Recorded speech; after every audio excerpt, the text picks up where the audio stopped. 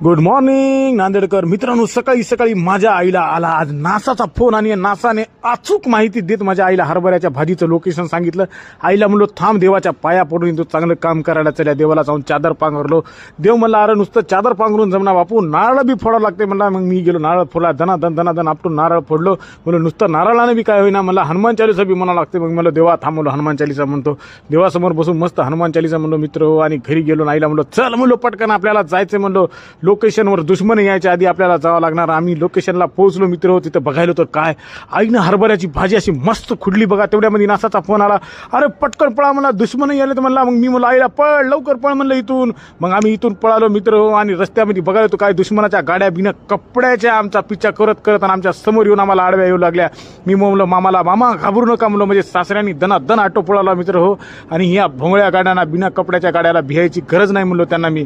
आणि हे करत करत आम्ही पोहोचलो आमच्या सासरवाडीला. इथं जाऊन बघालो तर काय माझ्या सासरवाडीमध्ये वादळ, चक्रीवादळ आणि सुनामी तिन्ही बी एका जागीच बसले होते. आणि काय सांगू मित्र, याच हरभऱ्याच्या भाजीसाठी पुरा धिंगाणा उठला बघा. मिशन सक्सेसफुल झालं शेवटी. आणि घरी घेऊन आले आम्ही हरभऱ्याची भाजी. आईला म्हणलो मस्त कण्याची भाजी होती म्हणलो, ह्याला वाळू घातल्यावर. आई म्हणली हो बापू म्हणली. आणि घरी येऊन बघालो तर काय सगळ्यात मोठी सुनामी म्हणजे माझी मावशी तिच्या नातवाला घेऊन आणि माझ्या बहिणीला घेऊन आली. ह्यांना कोण सांगितलं काय माहित, मी हरभऱ्याची भाजी जिंकून आलो. मग माझ्या बहिणीने म्हणली तू हरभऱ्याची भाजी जिंकलास बापू म्हणली, मला बी द्यावं लागते ना, तुला या चादरीत घालून मारतो म्हणली. मी म्हणलो बहीण मारू नको, मी तुझा एकुलता एक भाऊ व्हावा असं का करायला म्हणल्या. मला म्हणली पाया पड म्हणली तर तुला सोडतो म्हणली.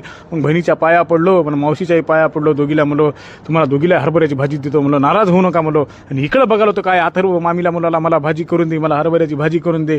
मामी म्हणली अरे कुकरमध्ये कोण खाली होते तर याला राग आला आणि हे करूचं म्हणू लागलं. अरे म्हणला तुम्ही दोघंही मामा मामी दोघंही भिकारी हा म्हणला. मी मला शेप खातो बापू म्हणला, तुमच्या नादी लागून मला येडं व्हायचं नाही. मो डोसकं पार इजून गेला म्हणला. माझ्या डोसक्याचा विचार कट्टाळून शेप खाल्ला बघा या पोरानं. आणि मित्रांनो हे बघा आम्ही आता कुठं जाणार आहोत काय नाही, माझी आई कोणाला बाय करायला हे तुम्हाला उद्याच्या ब्लॉगमध्ये सांगतो. Bye bye, take care.